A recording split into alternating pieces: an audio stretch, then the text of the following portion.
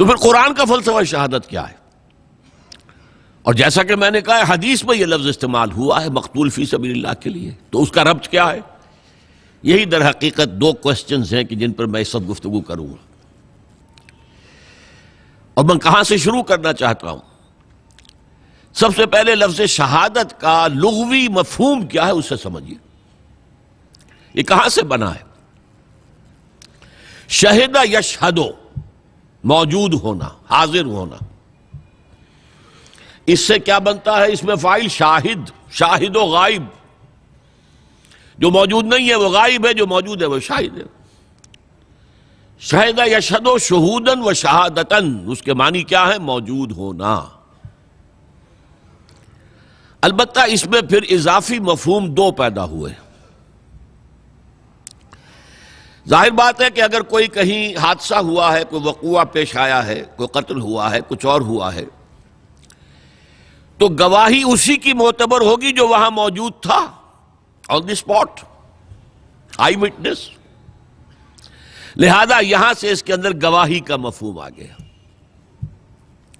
شاہد گواہ۔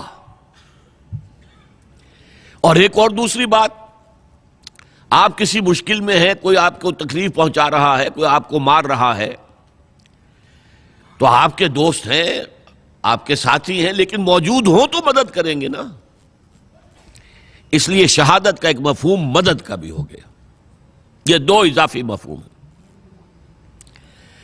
قرآن مجید میں اس دوسرے مفہوم میں سورہ بقرہ کے تیسرے رکوع میں فرمایا وَإِن كُنتُمْ فِي رَيْبٍ مِّمَّا نَزَّلْنَا عَلَىٰ عَبْدِنَا فَأْتُوا بِسُورَةٍ مِّن مِّثْلِهِ وَادْعُوا شُهَدَاءَكُم مِّن دُونِ اللَّهِ إِن كُنتُمْ صَادِقِينَ۔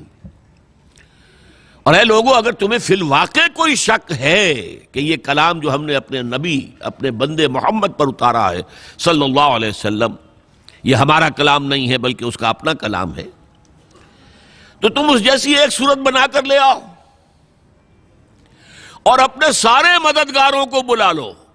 تمہارے ہاں بڑے بڑے خطیب ہیں، ادیب ہیں، شاعر ہیں، پھر یہ کہ کاہنوں کے موکل ہیں، جنات، وہ انہیں کلام سکھاتے تھے، پڑھاتے تھے، سب کو بلا لو، اللہ کے سوا جو بھی مددگار ہوں۔ وَادْعُوا شُهَدَاءَكُم مِّن دُونِ اللَّهِ إِن كُنتُمْ صَادِقِينَ، اگر سچے ہو تو اس چیلنج کو قبول کرو۔ تو یہاں معنی کیا ہوئے؟ گواہ کے نہیں بلکہ مددگار کے۔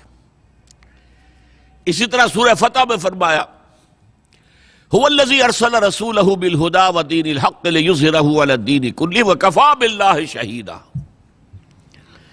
وہی ہے اللہ جس نے بھیجا اپنے رسول کو صلی اللہ علیہ وسلم الہدا، قرآن حکیم دے کر، اور دین حق ایک مکمل نظام زندگی دے کر، تاکہ غالب کریں اسے پورے کے پورے نظام زندگی پر۔ اور اللہ کافی ہے مددگار کے طور پر، کوئی مدد کرے نہ کرے، اللہ کافی۔ تو ایک تو مددگار کے معنی میں شہید کا لفظ آیا، اور دوسرا جو میں نے عرض کیا گواہی۔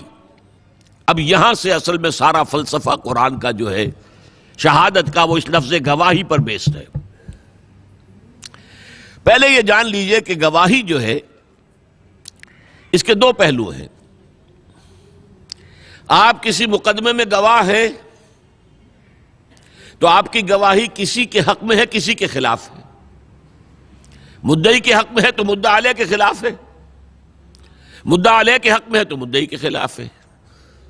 تو شہادت کے لیے یہ دو تصور لازمی ہے۔